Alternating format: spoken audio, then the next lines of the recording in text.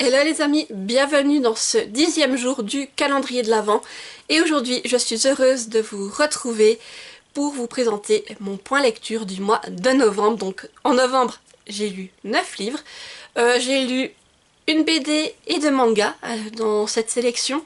Il y a eu de très bonnes lectures, des lectures variées, mais également deux lectures sur lesquelles j'ai été plus mitigée. Donc je ne vous fais pas attendre plus longtemps et je vous présente tout cela.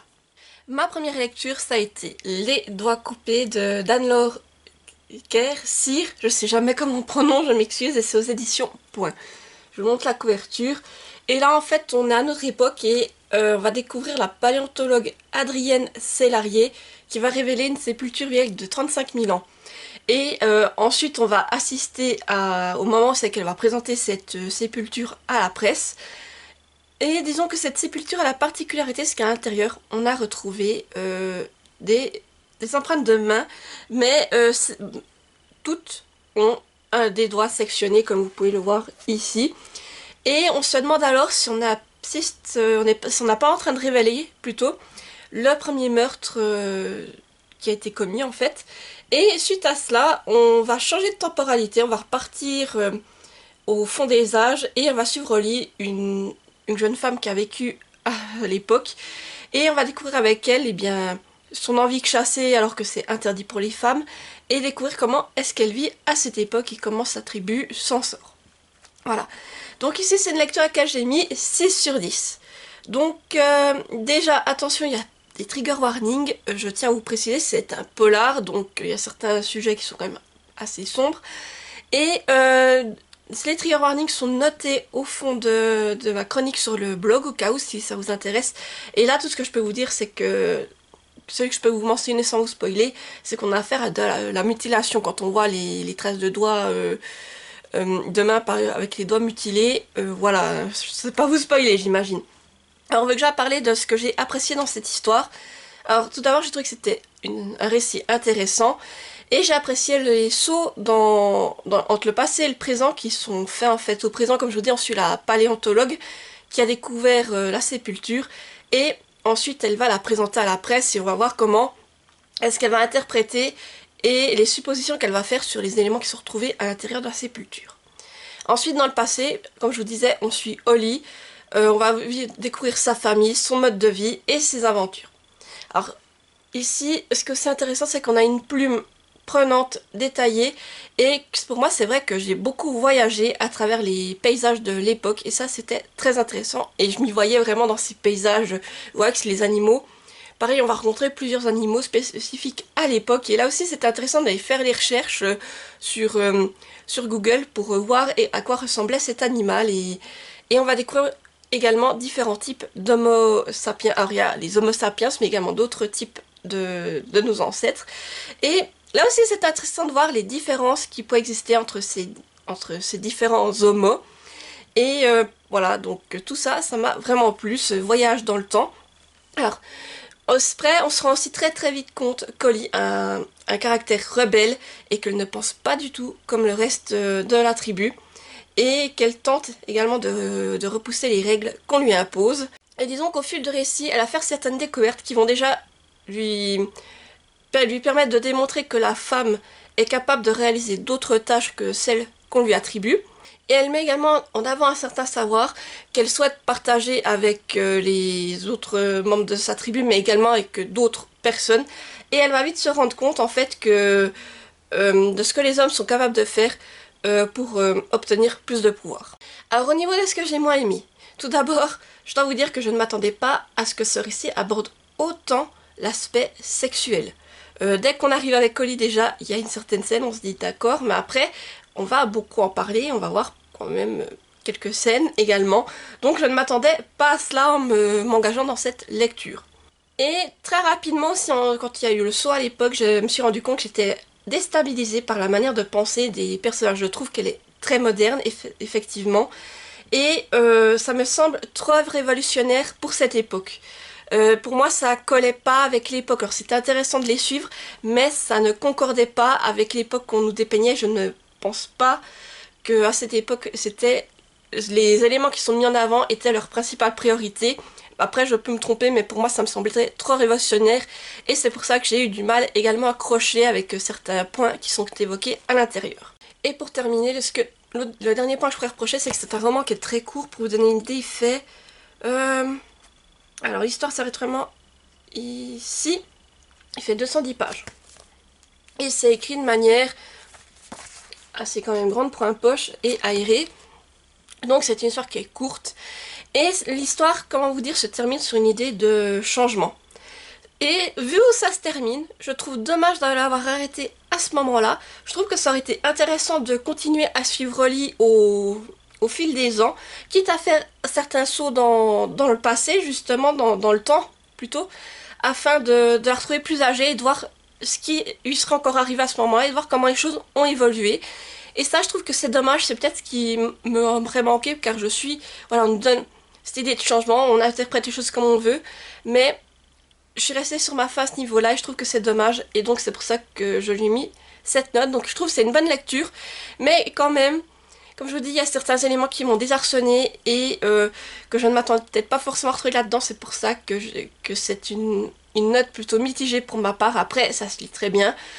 C'est un livre que j'ai du plaisir à découvrir une fois, mais que je ne relirai pas par la suite. J'ai également lu Sayuri, donc c'est de Rensuke Oshikiri, aux éditions Omake Manga. Voilà, je montre la couverture. Et ici, alors on va suivre une famille qui vient de s'offrir une maison, ils vont emménager à l'intérieur, ils pensent que une nouvelle histoire commence pour eux, sauf que les choses vont très vite dégénérer. Voilà tout ce que je peux vous dire. Et franchement, je peux juste vous lire ce qui est noté derrière parce que là, je trouve que ça résume bien la chose. C'est noté: quand la maison de ses rêves se transforme en véritable cauchemar pour toute sa famille. Voilà. Donc, voilà. Tout est dit en une seule phrase.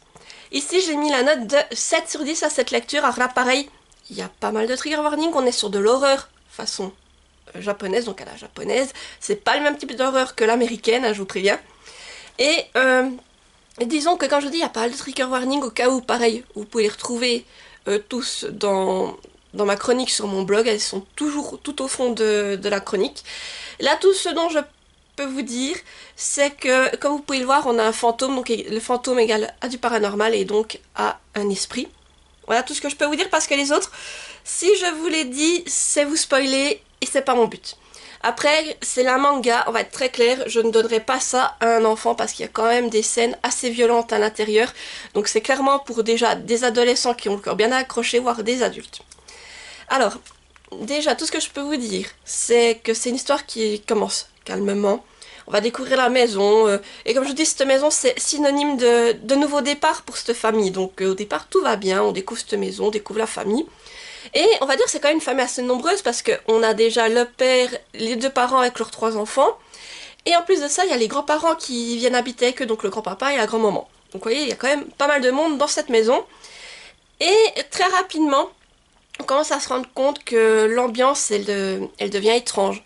Comment dire, on sent qu'il commence à y avoir un impact sur chaque occupant, notamment, ça s'aperçoit au départ, on peut constater que certains commencent à avoir des cernes, qui dorment pas bien, qu'ils ont des cernes, et on a une ambiance qui commence à planer sur cette maison qui est étrange, mais on ne sait pas pourquoi au début. On se dit qu'il doit y avoir quelque chose à l'intérieur, qu'il y a un élément, mais on ne sait pas quoi, et c'est surtout sur les occupantes que ça va s'observer tout simplement.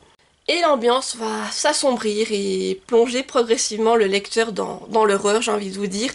Les malheurs s'enchaînent pour la famille, et chaque fois que vous voyez quelque chose, en fait, vous dites, bah ça peut pas être pire pour la suite. Eh bien si, chaque fois, les horreurs vont redoubler, en fait. Et comme je dis, ça redouble en plus en intensité, donc chaque fois vous vous dites, on peut pas avoir pire que ça. Eh bien si, attendez-vous à avoir bien pire par la suite. Après, un autre élément qui est important, c'est que on doit patienter jusque, je dirais, au milieu du manga. Donc vous voyez, il est quand même assez épais, mais il faut vraiment arriver au milieu du manga pour vraiment, on pense nous, depuis le début, depuis les premiers éléments qui se déroulent, qu'il y a quelque chose dans cette maison. Mais pour vraiment avoir la confirmation, on va devoir attendre, comme je vous dis, la moitié du récit, et là, on va voir l'apparition. l'être qui hante cette maison. Et c'est ça que j'ai trouvé intéressant, c'est vraiment sur cette première partie, on voit juste la famille, alors on peut faire des hypothèses, on peut se demander s'il y a vraiment un aspect paranormal là-dedans, et on a la confirmation seulement vers le milieu de l'histoire, quand on commence à voir cette entité paranormale, et là, on va changer un peu d'optique, on va commencer à se... déjà, les occupants de la maison se rendent aussi compte qu'il y a une présence avec eux, et on va aussi chercher, on va être là sur plutôt une recherche, et c'est ça que j'ai apprécié, on va rechercher à comprendre plutôt quelle est cette entité, et on va essayer de comprendre les raisons qui poussent cet esprit à rester dans la maison, et tout simplement à l'en déloger pour retrouver la paix. Ensuite, on arrive, je dirais, sur un dénouement final qui est à la fois intense et angoissant. Franchement, il se passe des choses que je n'avais pas imaginées dans ce dénouement final. Et vraiment, comme je vous dis, on va toujours au niveau de l'horreur, c'est de... Ça s'accumule, voilà, j'ai envie de vous dire. Et comme je vous dis, on est sur de l'horreur à la japonaise. Alors disons que...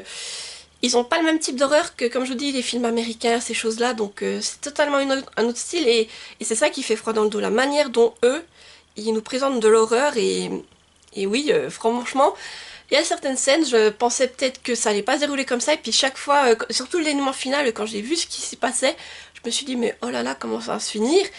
Et aussi, on n'est pas à l'abri de se dire, est-ce que ça va bien se finir, ou est-ce que ça va mal se finir, et c'est ça qui était intéressant, le fait de pas savoir sur quel plan on allait aller, et oui, ça m'a vraiment plu à ce niveau-là. Alors au niveau des éléments qui m'ont moins plu, je dirais que déjà le dessin, le style de dessin, il m'a fallu quelques temps pour m'y habituer parce que ceux qui me suivent depuis un moment, vous savez quel type de manga j'aime bien regarder, voilà quel est plutôt mon type de manga de prédilection. Et là on est totalement sur un autre style de dessin, donc ça demande un temps d'adaptation, j'ai envie de vous dire. Voilà, là je vais vous montrer voilà, une scène. Et on est sur un style de dessin, alors des scènes peuvent être très claires, et après on a des scènes qui sont vraiment sombres, vous voyez, avec certains éléments qui commencent à faire peur. Et c'est vrai qu'il m'aura fallu un certain temps pour m'habituer à tout cela, et je dois vous dire que c'est vrai, moi j'aime bien les beaux dessins, bah, à l'intérieur je peux pas dire que c'est pas bien dessiné, mais c'est pas ces dessins, c'est que je vais m'attarder pendant je sais pas combien de temps dessus pour chercher les détails, tellement je les trouve magnifiques. Là on n'est pas sur ce style là, et c'est vrai qu'il m'a fallu un temps d'adaptation comme dit, et aussi est-ce que c'est dû au style de dessin, je ne sais pas, ou le fait que comme je vous dis je suis pas habituée à lire des romans d'horreur, ou je suis pas trop habituée à tout ce qui est horreur japonaise, mais il y a certaines scènes, en fait je n'ai pas compris tout de suite ce qui s'y déroulait, j'ai dû y revenir et les lire plusieurs fois pour vraiment comprendre ce qu'on nous voulait nous montrer dans cette scène, parce qu'en plus ces scènes là, c'est des scènes, c'est juste de l'image et vous avez pas de texte, alors c'est pour ça que sur le moment je comprenais pas ce qui se passait, et après je me disais mais il faut que je revienne en arrière parce que je pense que c'est important, et il fallait que je me repasse la scène pour vraiment me dire ah ok là j'ai compris ce qui se passe, et c'est ça, comme je vous dis, c'est peut-être soit que je suis pas habituée à ce type d'horreur, ou soit le style de dessin comme ça, c'est un dessin un style qui me parlait moins, qui ont fait que justement ces scènes là j'ai eu plus de mal à les comprendre. Mais sinon pour moi ça reste une très belle, pas vraiment belle, comment vous dire, ça reste une découverte plutôt intéressante. Et je l'ai lu en période d'Halloween, alors comment vous dire que ce manga passait très bien. Et quand je vous dis, franchement, il y a des scènes, j'ai vraiment eu froid dans le dos. Et l'ambiance qui plane tout au long de cette histoire aussi, ça, c'est pesant, on se demande ce qui va arriver. Et disons qu'il se passe vraiment des choses horribles dans cette maison, donc si vous aimez tout ce qui est horreur, allez dans cette lecture. En tout plus, vous avez toute l'histoire sur un manga, c'est ça qui est intéressant, c'est un one shot, vous le lisez, vous avez terminé. Et franchement, ça m'a plu de pouvoir découvrir un manga dans ce style-là. J'ai également lu Détective Conan, le tome 19 de Gosho Aoyama aux éditions Kana. Je vous montre la couverture. Et pour faire un bref résumé, parce que j'en ai déjà pas mal parlé de Détective Conan, donc juste pour vous faire le speak de départ, en fait on suit Shinichi Kudo. C'est un lycéen, mais un détective amateur, mais très prometteur, on va dire. Un jour, il va réaliser une enquête, il va se retrouver confronté à un gang, on va dire, et il va assister à une scène qu'il n'aurait pas dû voir. Le gang va s'en rendre compte et va décider de s'en débarrasser. Et sur lui, ils vont décider tout simplement de tester un nouveau poison expérimental. Ils le laissent là, agonisant. Sauf que le poison ne va pas avoir l'effet escompté. C'est-à-dire que Shinichi va redevenir un enfant. donc il a un corps d'enfant, sauf que son QI, son intellect, est toujours celui du lycéen. Et pour ne pas se faire choper par ce gang, parce qu'ils ne sont pas au courant justement qu'il est toujours en vie, il va devoir endosser une nouvelle identité, donc il va se rappeler Conan Hidogawa, il me semble. Et il va donc aller vivre chez une de ses camarades de lycéenne, donc ce qui peut être considéré comme sa petite amie, on va dire, en guillemets. Et en plus, il est très bien là parce que le père de cette amie de lycée qui s'appelle Ran, eh bien son père, Kogoro Mori, est un détective, mais un détective raté. Donc voilà pour le speak de départ. Alors ici, on va suivre 4 enquêtes dans ce tome. C'est une lecture déjà, je lui ai mis la note de 9 sur 10 et dans ce tome j'ai relevé quand même quelques trigger warnings que je vous mettrai dans ma chronique sur mon blog au cas où. Car là si je vous les révèle, disons que ça vous spoil certaines enquêtes et c'est pas le but. Alors tout d'abord, la première enquête que l'on retrouve en fait c'est l'enquête qui débutait dans le tome 18 qui se nommait Échec et maths. Et à la fin de ce tome en fait on va assister à la conclusion de cette enquête. C'était un meurtre en chambre close et Conan va parvenir à relier certains éléments afin de prouver justement que c'est bien un meurtre en chambre close. Et pour cette enquête, disons que je ne pensais pas non plus que c'était cette personne le coupable et on assiste à un élément qui est quand même touchant et qui permet d'en apprendre plus sur un personnage rencontré dans un tome précédent et de revenir un petit peu sur l'enquête principale qui était évoquée dans le tome 18. Ensuite, nous avons l'enquête, ce qui se nomme l'écrivain qui disparut mystérieusement. Là, on est sur une énigme qui va jouer sur la publication d'un récit. Un peu, vous voyez de ces récits qu'on publiait petit à petit dans les magazines, ben on est un peu sur cette idée-là. Et on va voir que les indices vont se glisser entre des pages et qu'on va retrouver un personnage qu'on a aussi rencontré dans un autre tome de Détective Conan. Je peux pas vous dire les noms, car pareil, ce serait vous spoiler et c'est pas le but. Et ce personnage va venir mettre son grain de sel là-dedans. Et la résolution, franchement, de cette enquête, j'ai trouvé qu'elle était bouleversante, mais également motivante. Et c'est une enquête que j'ai vraiment beaucoup appréciée, donc à chaque fois, je suis obligée de vous résumer brièvement parce que je peux pas trop vous en dire pour ne pas vous spoiler, mais j'essaye un peu de vous donner mon point de vue sur chacune des enquêtes. Ensuite, on passe à une énigme qui a pour titre la ville des bons vivants. Et là, on retrouve Ran, Conan et Kogoro qui vont visiter Osaka avec un personnage qui a déjà apparu auparavant dans la série. Et ils vont se retrouver pris dans un enchaînement de meurtres et donc voilà, ils vont essayer de comprendre ce qu'il se passe. Et Conan, disons qu'il va devoir s'associer pour élucider cette affaire. Et franchement, j'ai trouvé que l'intrigue, elle était passionnante. Et je dirais que c'est mon enquête préférée du tome. Et en plus, on apprend pas mal d'éléments sur Osaka. Et disons que les notes qui ont été faites par les traducteurs permettent aussi de mieux comprendre un peu la tension qu'il y a entre Osaka et Tokyo. Et la manière dont c'est résumé, disons que vraiment c'est très clair. J'ai trouvé que c'était aussi très intéressant d'en apprendre plus sur cette ville. Et enfin, dans la dernière enquête, les 56 000 otages, on assiste cette fois à un match de foot avec Conan et son groupe d'amis, les Detective Boys. Et le match va vite se transformer en, on va dire, en prise d'otage dissimulée. Et notre petit groupe va tenter plutôt d'aider la police. Et disons que ça s'arrête là, car pour connaître la suite et fin de cette enquête, il va falloir lire le tome 20. Voilà tout ce que je peux vous dire en tout cas pour ce début d'enquête. Mais c'était déjà très intéressant, l'ambiance pesante et le fait qu'il ne faut pas révéler à la foule ou même aux joueurs du match ce qui est en train de se passer car ça peut très vite dégénérer. Autre remarque que je peux faire, disons, c'est que dans ce tome, on a principalement des enquêtes secondaires. Notre intrigue principale n'avance pas particulièrement. Ce que j'entends par intrigue principale, c'est le fait que Shinichi Kudo essaye de trouver un remède pour revenir à son âge normal et ne plus être un enfant. Et dans le tome d'avant, donc le tome 18, on a quand même une certaine avancée. Cette avancée se termine avec la résolution de l'affaire Échec et maths. Pour le reste, on est sur de l'enquête secondaire. C'est quand même... Mais, même si ça reste de l'enquête secondaire, c'est toujours intéressant de voir ce qui va arriver à Détective Conan.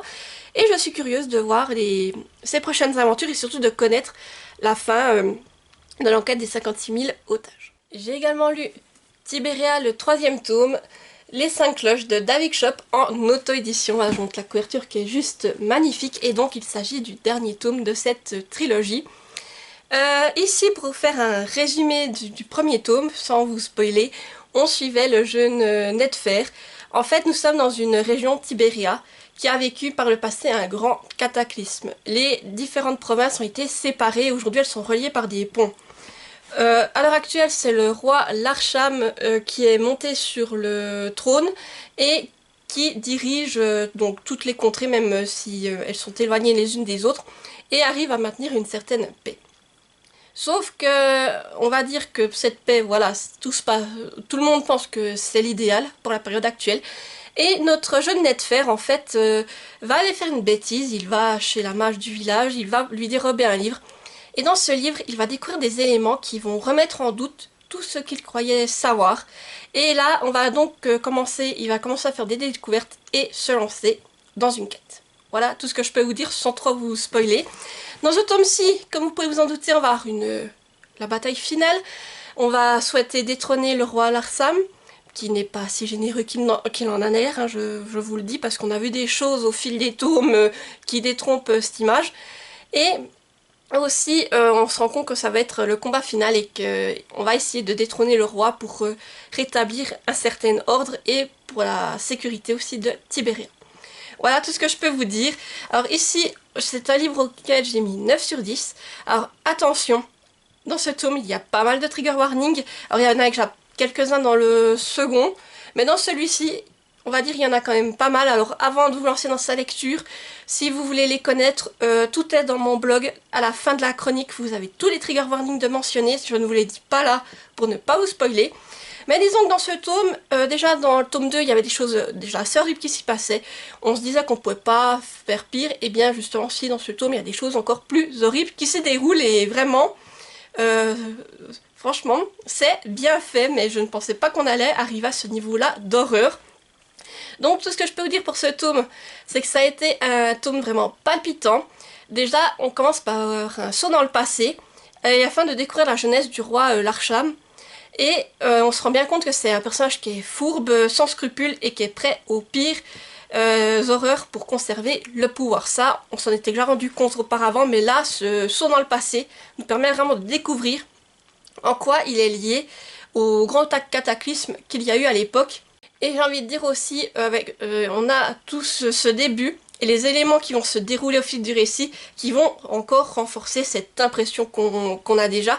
Mais ce passage était vraiment intéressant pour se rendre compte que même dans sa jeunesse, il a déjà réalisé pas mal d'horreurs. Voilà tout ce que je peux vous dire avec ce début, mais c'était vraiment très intéressant de comprendre ce qu'il y avait eu dans le passé pour ensuite revenir au présent, retrouver nos protagonistes et poursuivre notre histoire. L'intrigue réserve aussi son lot de retournements de situation, d'horreur et de sacrifice. Vous pouvez vous en douter, malheureusement il y a des personnages qu'on apprécie qui ne vont pas y survivre et ça franchement ça m'a fait mal au cœur. Et l'histoire est toujours écrite avec une plume fluide, immersive et surtout très addictive. Comme je vous dis, c'est une belle bricasse, mais je ne voyais pas passer les pages. Tout d'un coup, je lisais, tout d'un coup je regardais, je me disais, bah, j'ai 50 pages, franchement ça se lit super vite, et on est pris dedans, on veut connaître la suite, surtout que là, il se passe énormément de choses, et c'est vraiment on a envie de savoir la fin et de se dire, mais comment ça va se terminer, parce que tout du long, on voit que ce sera pas facile de détrôner Larsa, mais on se demande si on va quand même y arriver, ou comment notre histoire va se terminer au final.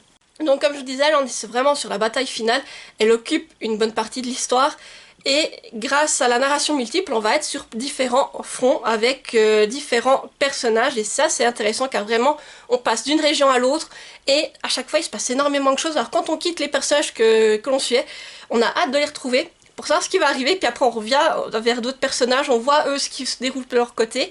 Et c'est vraiment, ça mène du dynamisme à l'histoire et on est vraiment pris au cœur de cette bataille et j'ai trouvé que c'était vraiment intéressant la manière dont ça a été travaillé dans ce tome. Et petit à petit, on se rend bien sûr compte que pour atteindre le roi, ça va se révéler très compliqué et que ce sera encore, on va dire, un véritable exploit de réussir à le détrôner, mais vraiment, les protagonistes ont à cœur d'y arriver et de libérer Tibéria du joug de cet être infâme.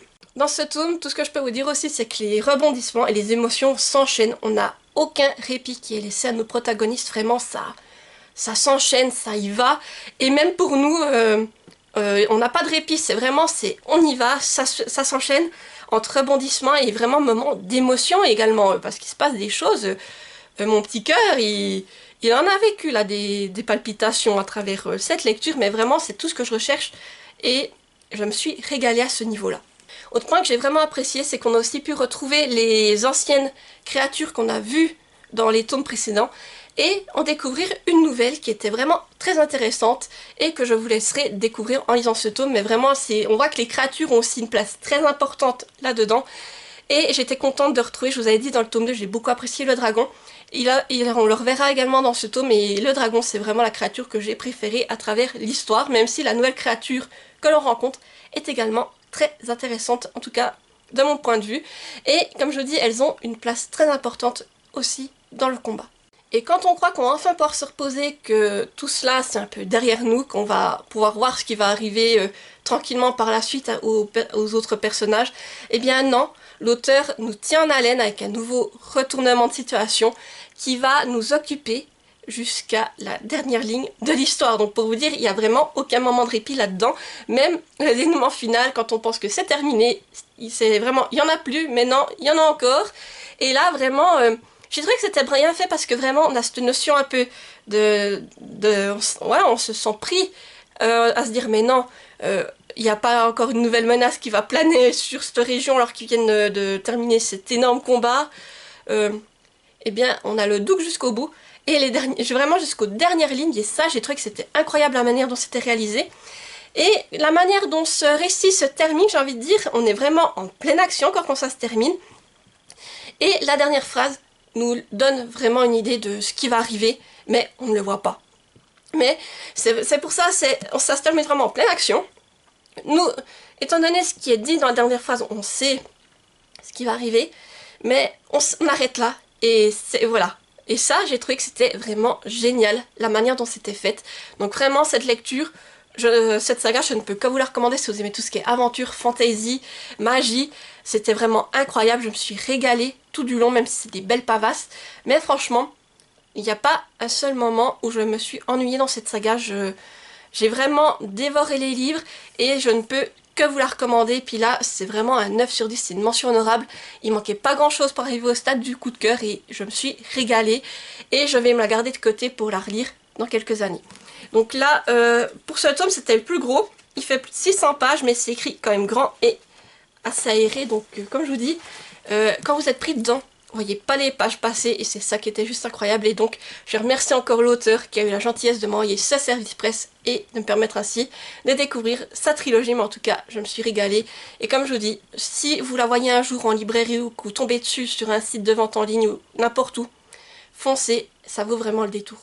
J'ai également lu La Tour des Dragons, le tome 4, Le Guerrier, de Florian André en auto-édition. Je vous mets la couverture ici. Et je remercie encore l'auteur pour l'envoi de ce service presse ainsi que pour sa confiance. Donc, pour vous faire un bref résumé, ici, on va dire qu'il y a un portail qui s'est ouvert entre notre monde et le monde d'Elysium. Dans ce monde, les personnes vivent comme nous. Ils vivent comme s'ils étaient au Moyen-Âge en fait. Sauf qu'en plus, eux, ils maîtrisent la magie. On décide donc de former certains Français pour qu'ils puissent aller s'intégrer, qu'ils puissent aller voyager dans Elysium en tant qu'espions et qu'ils puissent intégrer la Tour des Dragons qui est l'école de magie pour pouvoir justement apprendre ses capacités magiques. Et là c'est Robert qui va être choisi comme espion, qui va se rendre donc à l'Académie des Dragons et faire ses études. Et aussi, il faut dire que le monde d'Elysium marche encore, comme je vous dis, il faut partir sur le principe que c'est comme au Moyen-Âge, et qu'on marche selon le principe des classes sociales. Donc c'est-à-dire c'est beaucoup des barons, des comtesses, ces choses-là, et c'est seulement eux qui ont accès à la magie. Donc Robert va donc se faire passer pour quelqu'un de la noblesse, et intégrer l'école, il va y apprendre la magie. Et là, dans ce tome-ci, on va dire, Robert a terminé ses études à la Tour des Dragons, et on va découvrir sa première année hors de l'école, et en général après l'école, les jeunes gens sont obligés de faire une année de service militaire. Donc on va le suivre dans cette année de service militaire tout simplement. Ici donc c'est un tome auquel j'ai mis 8 sur 10. Donc là j'ai trouvé que c'était une suite intéressante car on retrouve notre protagoniste après ses études de magie. Et on va le suivre, comme je disais, pendant son année de service militaire et voir ce qui va lui arriver en dehors de l'école et comment il va bien pouvoir utiliser la magie en dehors des murs de l'école. Donc là pareil, on repart avec une plume qui est fluide, prenante et immersive. On est vraiment plongé dans cet univers et on a l'impression de voyager à côté de Robert, d'être avec lui dans chacune de ses aventures, et ça qui est vraiment très bien fait.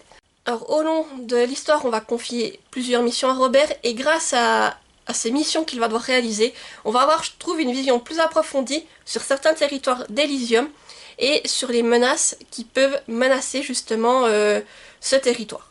Un passage que j'ai particulièrement apprécié, on va chez un peuple de créatures fantastiques et j'ai adoré donc les créatures que l'on rencontre là-bas, ce que Robert va y faire, la manière dont c'est amené. Ce passage m'a vraiment beaucoup plu. Mais Robert va également rencontrer d'autres créatures au fil des pages, dont une créature que j'ai trouvée très intéressante et que je pense que l'on va revoir par la suite. Après, je peux me tromper, mais je pense qu'elle n'a pas été introduite pour rien. Le dénouement final, quant à lui, va marquer un tournant important dans la vie de Robert et nous promet également des rebondissements pour la suite. Donc c'est pour ça que j'ai vraiment hâte de voir ce qui va se passer dans le prochain tour. Comme d'habitude, c'est un récit qui est très court, on est sur moins de 100 pages, là je crois qu'on était sur entre 80 et 90 pages pour ce tome, et c'est vrai que certains éléments se déroulent donc très rapidement, comme dans les tomes précédents. C'est un peu la remarque que je fais sur tous les tomes de cette saga, mais c'est vrai que j'ai trouvé que certains passages vont très vite et que j'aurais apprécié avoir quelques infos supplémentaires à me mettre sous la dent. C'est juste ça que j'ai trouvé dommage, mais sinon ça reste une très bonne lecture, et justement le fait d'avoir cette lecture qui est très rapide avec ce monde qui est quand même complet, et on arrive quand même à s'y retrouver, et je trouve que c'est très bien fait, et pareil, j'ai envie de voir ce qui va arriver à Robert par la suite, donc très curieuse de découvrir la suite de cette saga. Et j'ai également lu La tombe de Bastien Dédé, Nino Camarata, et c'est adapté de l'œuvre de H.P. Lovecraft, et c'est publié par les Humanoïdes Associés. Donc je vous mets ma couverture ici, c'est une adaptation en BD pour le coup. Et alors je vous avoue que je vais pas vous faire un résumé comme ça improvisé parce que c'est une BD, c'est très court et j'ai pas envie de vous spoiler certains éléments, donc je vais vous lire le résumé qui est noté pour cette BD. L'adaptation fidèle et remarquable d'une nouvelle méconnue de Lovecraft. Gervas, introverti et solitaire, découvre une tombe de granit sur laquelle est inscrit son nom. Il semble être le dernier descendant de la famille Hyde, une famille déchue au passé sombre. Pour tromper l'ennui, le jeune homme se met à fréquenter régulièrement ce mausolée, jusqu'à développer une véritable obsession pour les mystères et les secrets de l'ancienne lignée des Hyde. Jusqu'où l'entraînera-t-elle? Voilà donc pour le résumé, et donc je remercie la maison d'édition ainsi que NetGalley pour ce service presse et pour leur confiance. Donc ici j'ai mis la note de 6 sur 10 à cette lecture. Alors déjà tout ce que je peux vous dire c'est qu'il y a pas mal de trigger warnings également. Je ne peux pas vous les mentionner pour ne pas vous spoiler, mais comme d'hab, vous les aurez à la fin de ma chronique sur le blog, je vais réussir à parler. Donc, alors je vous avoue, je n'ai jamais lu de Lovecraft, et c'est un auteur que je ne pensais pas lire, en tout cas pas en roman, et là de voir une adaptation en BD, je me suis dit pourquoi pas, ça me permettra de découvrir cet auteur et ses écrits. Et c'est vrai que c'est pas vraiment mon style de lecture comme vous allez le voir. Donc tout d'abord, ce que j'ai bien apprécié, c'est que ça m'a permis de découvrir une adaptation en BD de Lovecraft, justement d'une histoire de Lovecraft. Et dans cette histoire, on plonge rapidement dans une ambiance entre rêve et folie. Et j'ai apprécié la plume en fait que l'on retrouve dans les zones de texte des cases de la BD. C'est-à-dire qu'en fait, dans cette BD, ce qui est particulier, si mes souvenirs sont bons, il n'y a pas de texte, pas de bulle de dialogue plutôt, et que tout est mis en fait, c'est dans des cases au-dessus de l'image. Et là, c'est plutôt les pensées du personnage que l'on a. Et là, j'ai trouvé que la plume, par contre, elle était vraiment belle. J'ai bien aimé la plume et ce qu'on a raconté au niveau du texte. Donc ça, vraiment, ça m'a beaucoup plu. Ensuite, on va plus s'intéresser au personnage de Gervas Dudley, comme je vous disais, qui va développer une véritable obsession pour le tombeau de la famille Hyde. Et là, on va vraiment voir cette obsession, la manière dont il se sent attiré par ce tombeau, l'histoire de cette famille, toutes ces choses-là.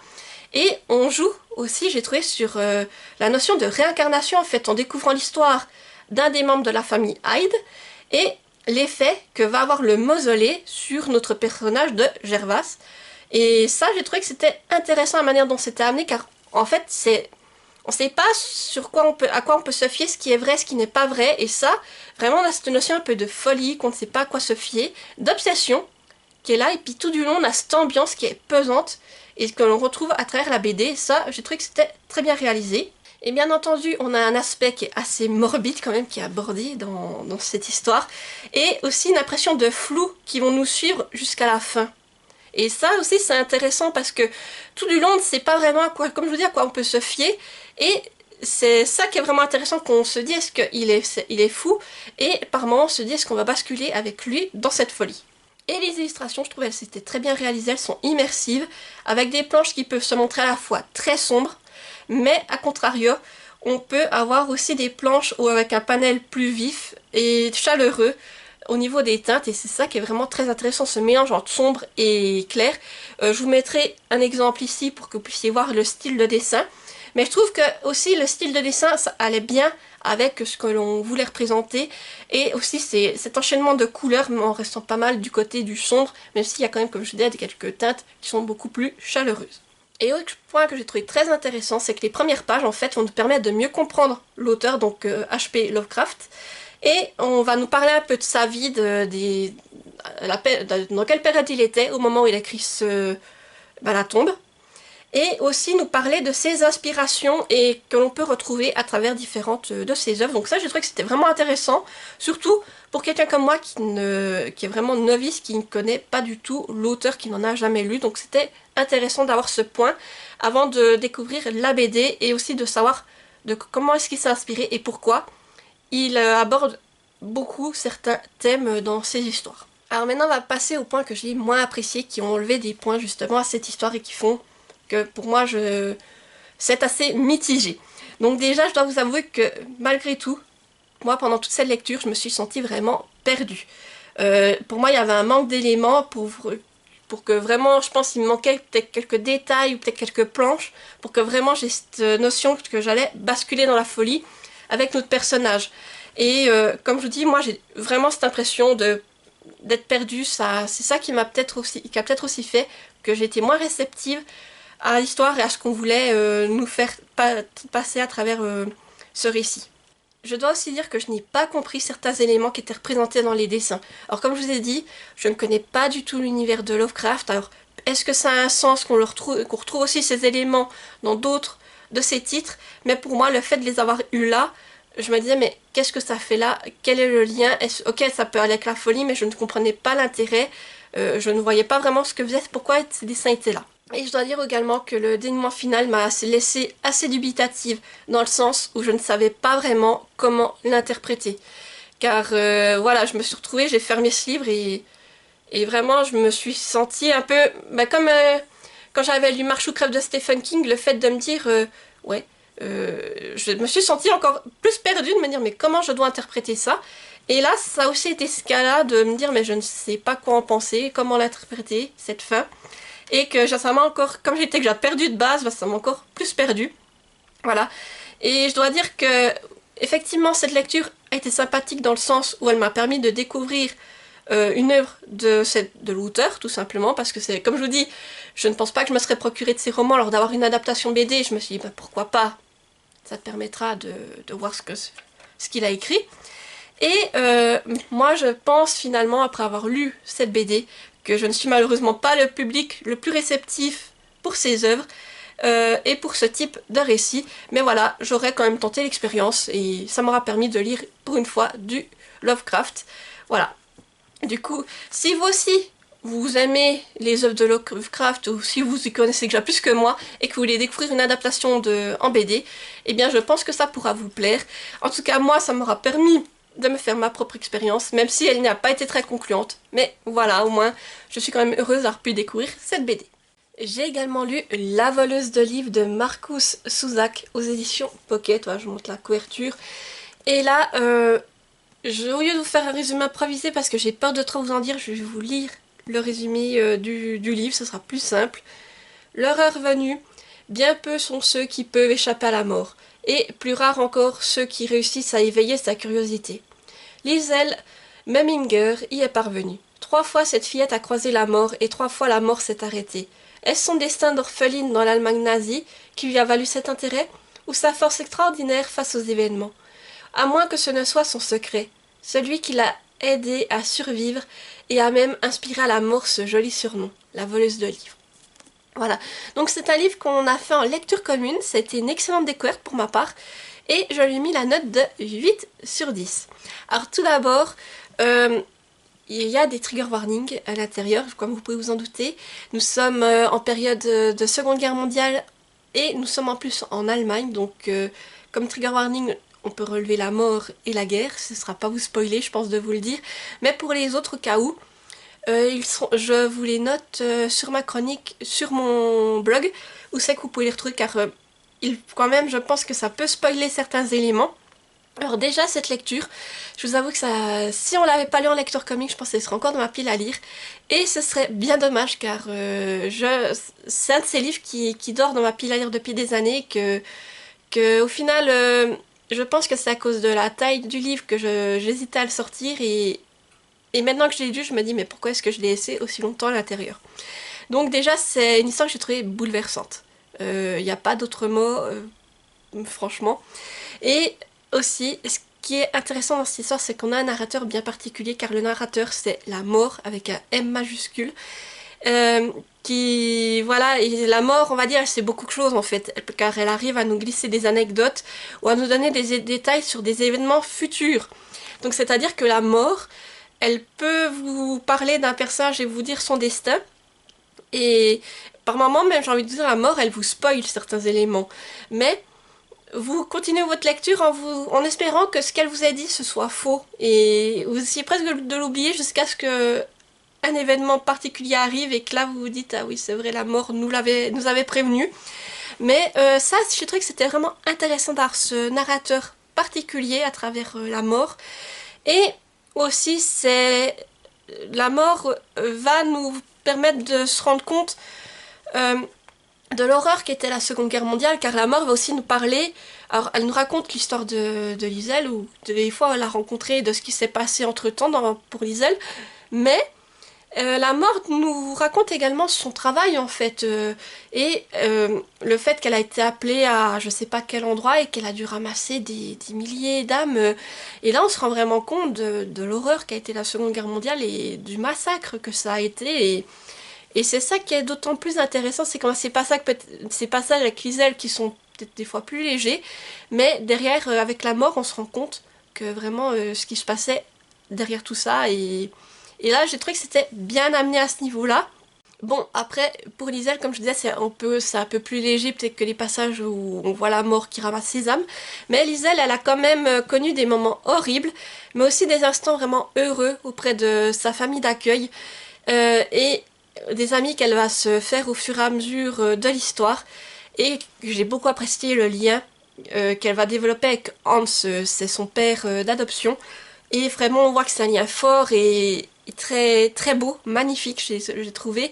Et Hans, c'est un personnage qui est vraiment attachant, son père d'adoption, car Liesel, quand elle va arriver, elle a vu des choses horribles en fait, et quand elle va arriver dans cette famille d'accueil, ces traumatismes vont ressortir pendant la nuit, et ce père d'accueil, il va se montrer vraiment, comment dire, très bienveillant à son égard, et ça j'ai vraiment aimé. Et puis c'est un personnage, j'ai envie de dire, c'est un bon vivant, Hans.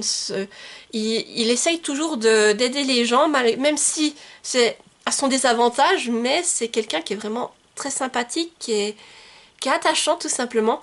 Et Hans, ce que je me rappellerai toujours de lui, c'est les passages où il joue de l'accordéon pour faire plaisir aux personnes qui l'entourent, et c'est vraiment des passages qui sont très heureux, très joyeux, et que voilà, c'est un personnage qui m'a vraiment touchée, et le lien qu'il a développé avec notre personnage principal, Liesel, est vraiment très beau, et vraiment c'est un élément clé dans cette histoire.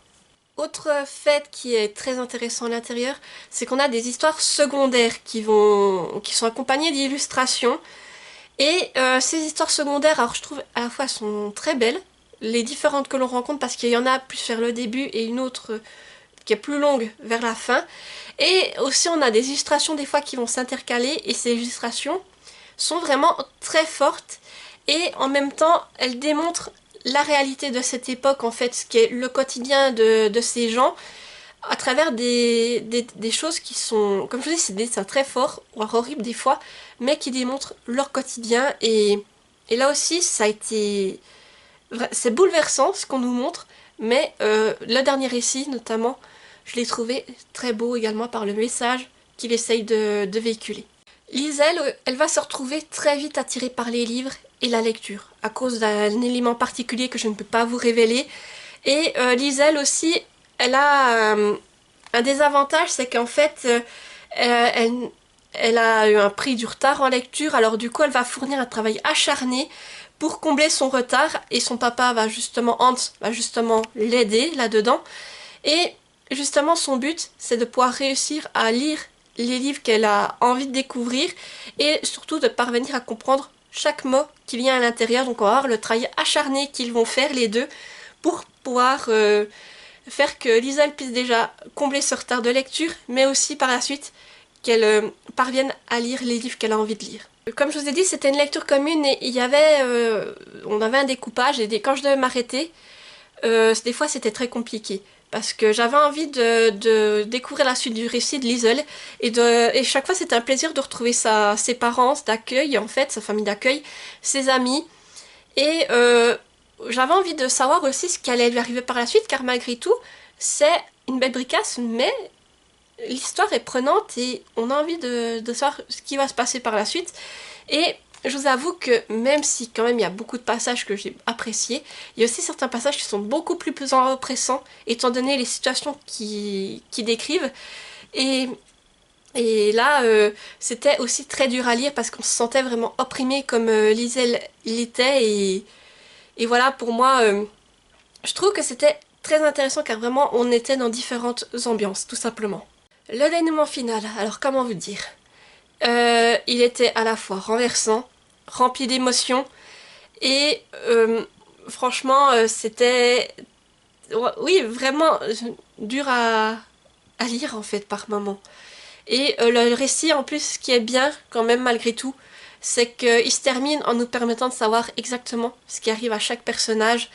Et ça c'est beau dans le fait qu'il y a des personnages qu'on avait un peu perdus de vue, et on sait que malgré tout ce qui leur est arrivé et ce qui arrive à Liesel. Après tout cela aussi, c'est ça que j'ai trouvé intéressant, c'est qu'on a quand même la suite de ce qui leur est arrivé et qu'on arrive à dire ben voilà, ce personnage là va commencer à se terminer pour lui. Et ça quand même c'est bien, j'ai trouvé, d'avoir ces informations. J'ai enlevé quelques points car je vous avoue qu'au départ j'ai un peu du mal à entrer dans l'histoire à cause de la narration qui est particulière et qu'il m'a fallu quelques chapitres pour m'y adapter. Puis surtout, c'est ce que je vous ai dit, on a ces notes de la mort qui viennent tout d'un coup. Voilà, vous voyez là, il y a une note. Ça c'est une note de la mort tout simplement. Et pendant la lecture vous pouvez en retrouver tout du long. Et ça, alors, au départ c'est un peu particulier, mais après on s'y fait. Et c'est pour ça que j'ai enlevé quelques points, parce qu'il m'a fallu un peu de temps pour me mettre pleinement dans le récit. Mais après, une fois que j'y étais, j'avais envie de connaître la suite. Et voilà, et j'ai envie de vous dire, ce récit, malgré sa taille, il y a certains passages, je ne les ai pas vus passer. Et le dénouement final, vraiment, je l'ai lu, mais je ne pouvais plus m'arrêter de lire. Car là, on est quand même sur une lecture qui fait plus de 630 pages. Hein, et c'est écrit quand même, voilà, vous voyez, c'est pour un poche mon cerveau, c'est quand même écrit assez gros, assez aéré. Mais c'était quand même une nette bricasse et je pense que c'est ça qui m'a fait peur au début. Mais maintenant, je suis quand même contente d'avoir pu découvrir cette lecture. Et je vous avoue qu'après avoir lu le livre, maintenant je suis curieuse de découvrir l'adaptation qui a été faite en film. Et voilà, du coup, je suis contente d'avoir pu faire cette lecture commune qui m'aura permis de découvrir cette lecture et vraiment de vivre énormément d'émotions avec Liesel, sa famille d'accueil, ses amis. Et vraiment, c'était une très belle lecture, même si, comme je vous dis, il y a quand même des choses horribles qui se déroulent à l'intérieur. J'ai également lu Fascinante créature de Laura de Siebenthal aux éditions Baudelaire, je vous montre la couverture.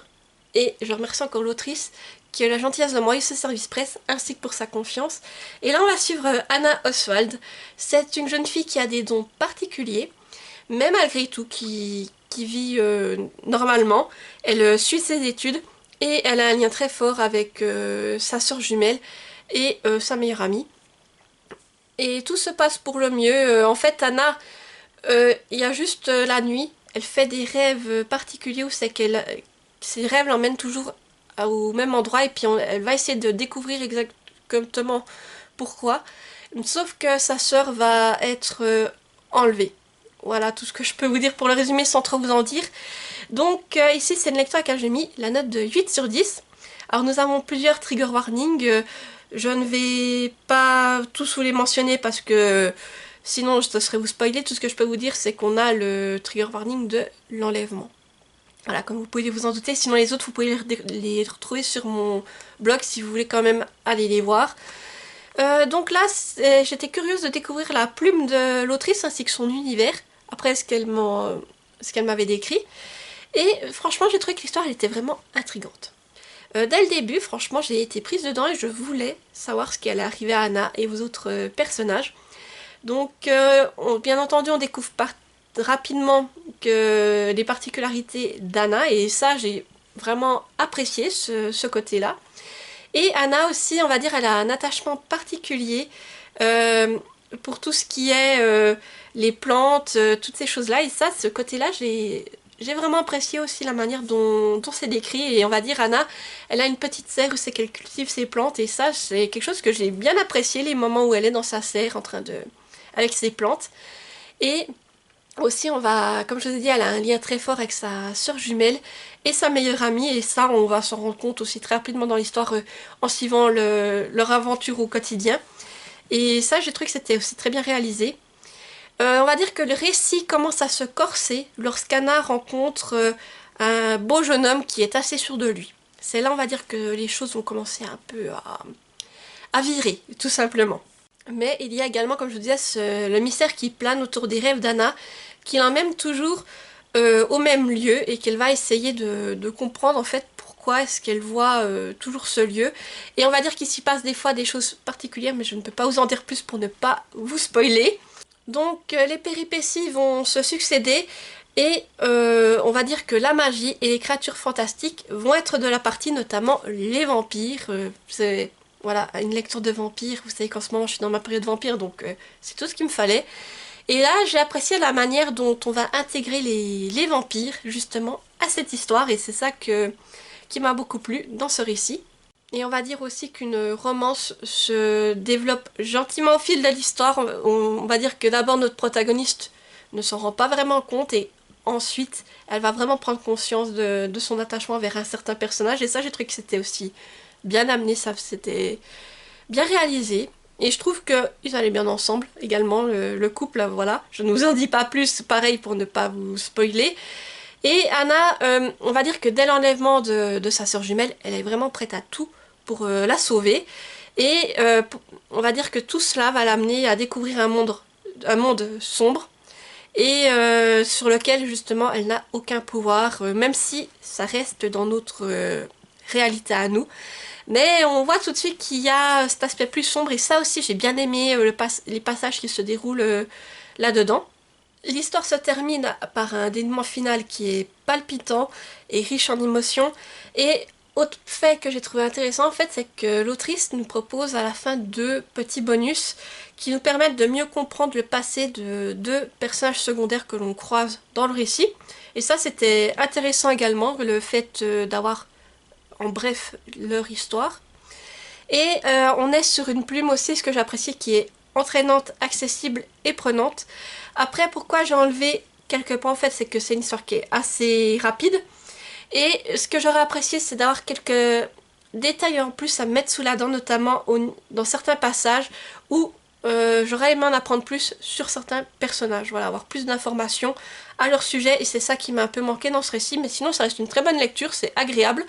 Et si vous aimez tout ce qui est fantastique, si vous aimez toutes les histoires avec des vampires et quand même avoir un peu des passages plus sombres, je ne peux que vous recommander cette lecture et surtout aussi si vous aimez les lectures où on a quand même le monde du rêve qui a une certaine importance. Voilà, donc pour moi très très bonne lecture, je suis contente d'un peu découvrir la plume de l'autrice et comme je vous dis, ce livre je l'ai lu rapidement, Il fait un peu moins de 230 pages et c'est écrit quand même assez grand et assez aéré, donc vous voyez, ça se lisait facilement. Et j'ai apprécié nos personnages et les péripéties qu'ils vont vivre à travers ce récit. Et ma dernière lecture de ce mois, ça a été Vespertine de Margaret Rogerson aux éditions Big Bang. Voilà, je vous montre la couverture qui est magnifique avec le jaspage. Voilà.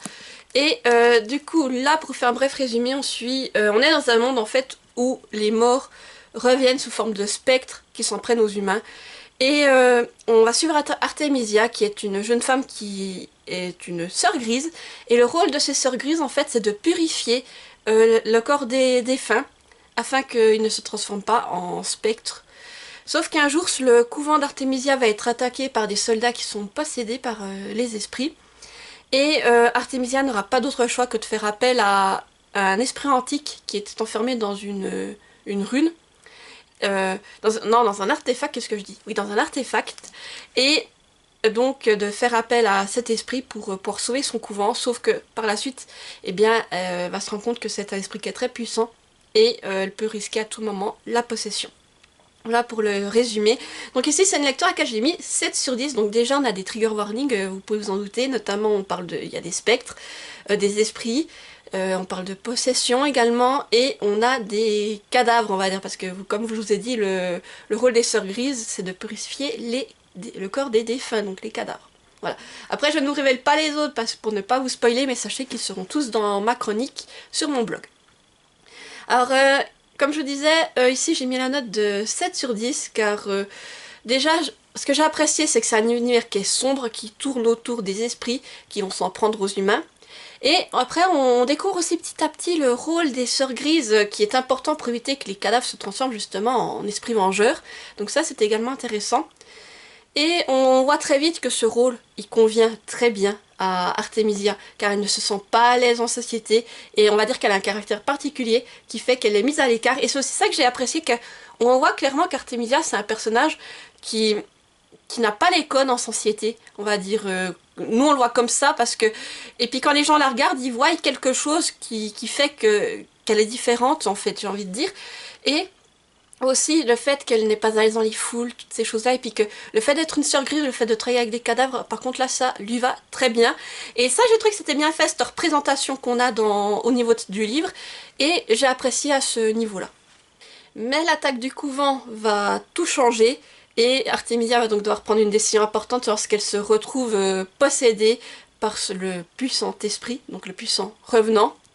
Je dois dire, j'ai vraiment apprécié la relation qui se développe entre Artemisia et le revenant, donc avec un R majuscule, comme on va l'appeler.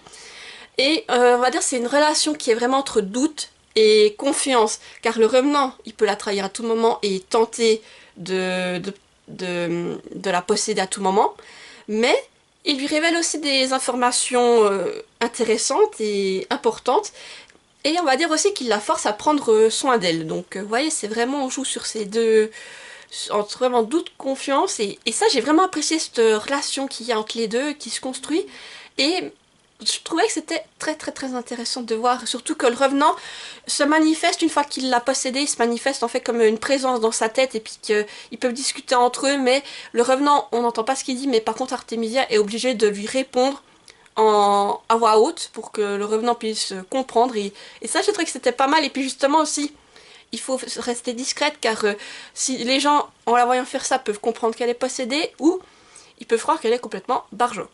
On va aussi rencontrer des personnages secondaires qui sont complets et qui vont graviter autour de ce duo atypique, j'ai envie de dire. Et ce qui est vraiment bien fait, c'est que chacun apporte quelque chose à notre protagoniste et aussi chacun va progressivement dévoiler ses faiblesses, et ça j'ai trouvé que c'était très très bien amené. Et pour certains personnages que d'abord on n'a pas une très bonne image d'eux, et bien les faits qui se dévoilent, qui montrent ses faiblesses, toutes ces choses-là, j'ai trouvé que c'était très bien réalisé, et on a aussi cette vision qui change au fur et à mesure qu'on en apprend plus sur eux, et ça vraiment c'était très bien fait, très bien réalisé dans ce tome. On a aussi pas mal de mystères qui vont se révéler progressivement au fur et à mesure de l'histoire, jusqu'au retournement final que je n'avais tout simplement pas vu venir, et qui est parvenu à me surprendre et à me captiver. Vraiment, j'étais prise à fond dans la lecture et je ne m'attendais pas à ce dénouement final. Et vu comme ça se termine, alors j'ai vu que sur Livre Addict c'est noté tome 1, alors je pense qu'il y aura, c'est possible qu'il y ait une suite, mais je me dis depuis le temps, c'est bizarre qu'elle ne soit toujours pas là. Donc voilà, à voir, moi pour le moment je ne le considère comme un one shot. Si par la suite il venait à arriver un tome 2, eh bien voilà, je le remettrai dans mes sagas en cours. Mais en tout cas, pour moi là, la fin comme elle nous est présentée, ça peut me convenir telle quelle. Alors, pourquoi j'ai retiré des points, me direz-vous? Eh bien tout simplement, car je vous avoue que ce livre, de tous ceux que j'ai lus de Margaret Rogerson, c'est celui que je pense qu'il y avait l'univers, le speak, tout qui m'attirait le plus. Et au final, je dois vous avouer que j'ai beaucoup de mal à entrer dans le récit, car j'ai trouvé que le début était plus lent et moins prenant, donc la première partie, j'ai eu beaucoup de mal à y retourner, à la lire, donc c'est là que ça a pas mal freiné au niveau de cette lecture. Et aussi, ce que je regrette, c'est qu'avec un univers qui est aussi vaste que celui qu'on nous présente, surtout avec les revenants, tout ça, eh bien j'aurais aimé avoir plus d'informations sur certains éléments, et notamment sur le revenant, donc le revenant qui possède Artemisia. Et je trouve que c'était dommage que j'ai pas eu un peu plus de choses à mettre sur la dent à ce niveau-là. Mais sinon, c'était une bonne découverte. Alors je pense que c'est pas le meilleur livre que j'ai eu de Margaret Rogerson, mais quand même il reste intéressant. Et en période d'Halloween, automne, ça se lit très bien. Et voilà, j'arrive au bout de ce point lecture, j'espère qu'il vous aura plu. N'hésitez pas à me dire en commentaire si vous avez lu certains de ces livres et ce que vous en avez pensé de votre côté, ou si certains de ces livres vous font envie, tout simplement. Et si vous êtes trop timide pour laisser un commentaire, mettez-moi un emoji, vous pouvez me mettre un vampire, un fantôme, ou un dragon, voilà, pour aller avec les livres que je vous ai présentés. Ou sinon, lâchez-vous dans les emojis et mettez-moi un emoji en lien avec le livre que vous avez préféré que je vous présente. Sinon, comme d'habitude, n'hésitez pas à mettre un petit pouce en l'air pour soutenir la vidéo. Activez la petite cloche pour ne pas rater les prochaines et à vous abonner car ça fait toujours plaisir et ça soutient la chaîne. Et moi, je vous retrouve demain pour une nouvelle vidéo. Et donc, il me reste juste à vous dire, portez-vous bien et bye bye.